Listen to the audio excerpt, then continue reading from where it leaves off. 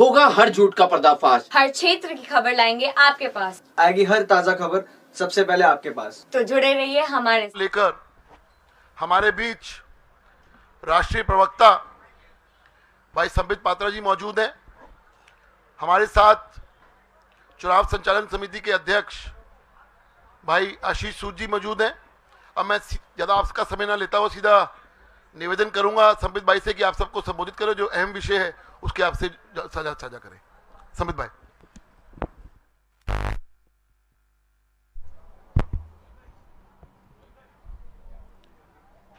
आप सभी को बहुत नमस्कार। मंच पर बैठे मेरे बड़े, जिनसे काम करने को मुझे बहुत कुछ सीखने को मिला, और चुनाव संचालन समिति को देख रहे ऐसे आदरणीय आशीष सूद जी, मंच पर बैठे मेरे बड़े भाई हरीश खुराना जी, और यहाँ पत्रकार बंधु जो उपस्थित है, आप सभी को बहुत बहुत नमस्कार। जैसा कि अभी हरीश जी ने बताया, एक गंभीर मुद्दे को लेकर दिल्ली के इस दफ्तर से यह प्रेस कॉन्फ्रेंस की जा रही है।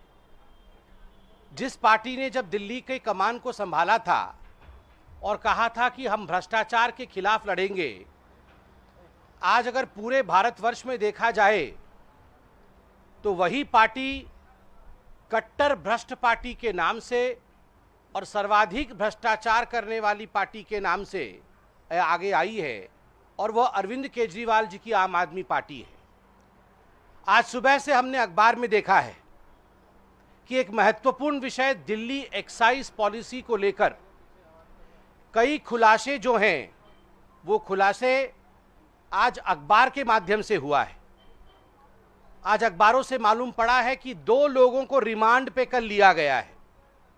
ये बड़े बिजनेसमैन हैं, ये अरविंद केजरीवाल जी के दोस्त माने जाते हैं, मनीष सिसोदिया जी के खास हैं।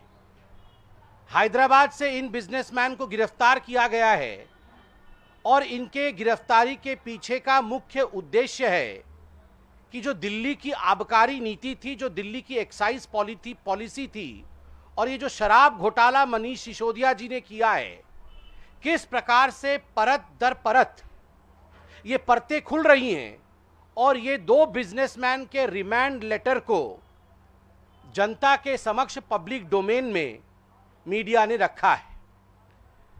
आश्चर्य का विषय है, मीडिया आज वो रिमांड लेटर चला रही है, और उस रिमांड लेटर में 3 मुख्य बिंदु हमने अभी देखे हैं। मीडिया भी आज अखबारों में इसे छापा है मीडिया ने। मैं ये तीनों प्रश्न आपसे पूछूंगा और आपके माध्यम से आम आदमी पार्टी से पूछूंगा। इस रिमांड लेटर में सबसे महत्वपूर्ण विषय जो सामने आता है कि ये जो आबकारी नीति है, उसमें किस प्रकार से एक बहुत बड़ा घोटाला हुआ, और लगभग 2631 करोड़ इसका जो नुकसान है, ये स्टेट एक्सचेकर को हुआ। और जब ये पूरा विषय एक घोटाले के नाते आगे आने लगा और सीबीआई की जांच इस पे बैठा दी गई, तो आपको जान के आश्चर्य होगा कि लगभग 140 मोबाइल फोन्स बदले गए। ये जो डिजिटल फुटप्रिंट्स होते हैं, डिजिटल एविडेंस होते हैं, इन डिजिटल एविडेंस को ढकने के लिए लगभग 140 मोबाइल फोन 34 लोगों ने बदला है, और इसमें एक्यूज्ड नंबर 1 कोई है तो उसका नाम है मनीष सिसोदिया। आप सोच के देखिए, मनीष सिसोदिया जी और उनके जो मित्रगण हैं, मनीष सिसोदिया जी की जो टोली थी, जिस टोली ने मिल करके ये एक घोटाला, शराब घोटाला, दारू घोटाला, एक्साइज पॉलिसी का घोटाला किया, जब इस पे जांच बैठाई गई तो डिजिटल एविडेंस छुपाने के लिए 140 मोबाइल फोन बर्बाद किए गए। 140 ऐसे मोबाइल फोन बर्बाद किए गए और नए खरीदे गए ताकि एविडेंस मिट सके।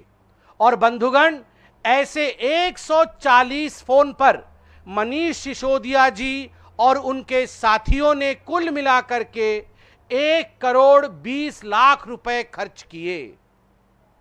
1,20,00,000 रुपए इस प्रकार के 140 मोबाइल फोन। सोचिए, जो सादगी की कसम खाते थे, जो गारंटी लेते थे हम राजनीति में नहीं आएंगे, जो गारंटी लेते थे हम अपना खुद का घर नहीं बनाएंगे, जो गारंटी लेते थे हम जीवन भर ऑटो रिक्शा में चलेंगे, ऑटो में लटक लटक के आएंगे, हमारे पास तो मोबाइल फोन और हमारे पास लैपटॉप नहीं है, उस मनीष सिसोदिया ने अरविंद केजरीवाल के कहने पे ऐसा 140, देखिए जरा किसी का फोन आ रहा है, आएगा फोन, आएगा लोगों का, लोग जग गए हैं अब। 140 मोबाइल फोन इस तरह के डिस्ट्रॉय किए मनीष सिसोदिया जी ने, आप सोचिए। और केवल इतना ही नहीं, इसमें एक बहुत महत्वपूर्ण सवाल उठता है, nexus between the political persons, government officials and liquor manufacturers. और इसके अंतर्गत एक सवाल इस रिमांड लेटर में उठता है जो कि मीडिया ने पूछा है कि ये जो आबकारी नीति थी, दिस एक्साइज पॉलिसी, यह आबकारी नीति दिल्ली सरकार ने कब डिक्लेयर किया, इसे पब्लिक कब किया? दिल्ली सरकार ने इसे 5 जुलाई 2021, 5 जुलाई 2021 को यह पब्लिक करती है। मगर आपको जान के वैसे आश्चर्य होगा नहीं, है इनका चरित्र यही। मई 31, 2021 को, एक महीने पहले, ये पूरी नीति की जो कॉपी थी, the copy of the whole excise policy which was declared on 5th of July 2021 was in fact leaked।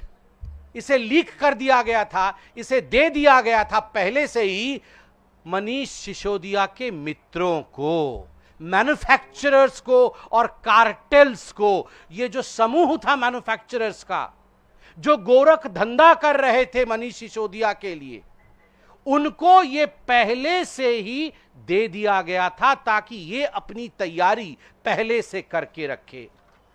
आश्चर्य का विषय है, जो मैं आगे कहने वाला हूं उस पर आप गौर फरमाइए।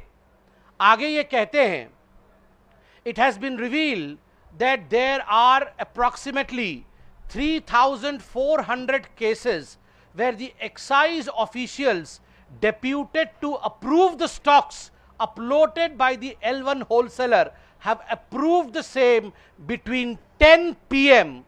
to 7 a.m. whereas the official working hours as per excise department is 8 a.m. to 8 p.m. जो एक्साइज डिपार्टमेंट है, ये जो आबकारी विभाग है, ये जब लाइसेंस देती है तो ये लाइसेंस को अपलोड करना, ये होलसेल के विषय को समझना, उनको लाइसेंस इत्यादि देना, इसका काम ये सुबह होना चाहिए जब सूरज सर के ऊपर हो।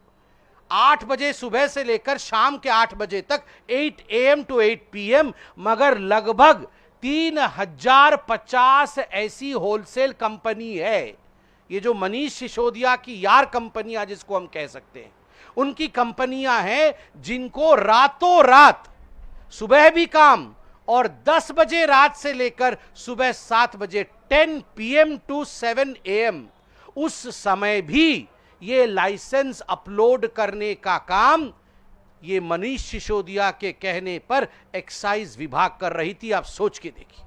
और सबसे बड़ा विषय जो इस रिमांड लेटर में है और जो आज मीडिया ने उछाला है, अखबारों की सुर्खियां जो बनी है, इस पूरे विषय में घोटाले के कारण जिस प्रकार का अनड्यू फेवर मनीष सिसोदिया और केजरीवाल जी ने अपने यारों को पहुंचाया, तो एडवांस पेमेंट किया गया।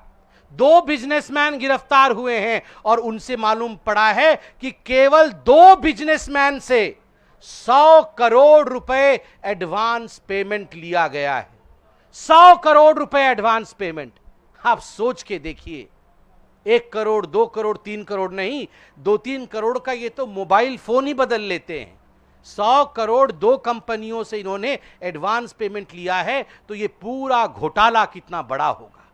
और इसी विषय को ध्यान में रखते हुए, क्योंकि मनीष सिसोदिया जानते कि वो घिर चुके हैं, जब ये पूरा विषय सीबीआई में गया, जब इस पे जांच पड़ताल शुरू हुई, तो मनीष सिसोदिया जी ने अपने ही व्यक्ति, अपने पीए, अपने ओएसडी निखिल जी से एक चिट्ठी लिखवाई।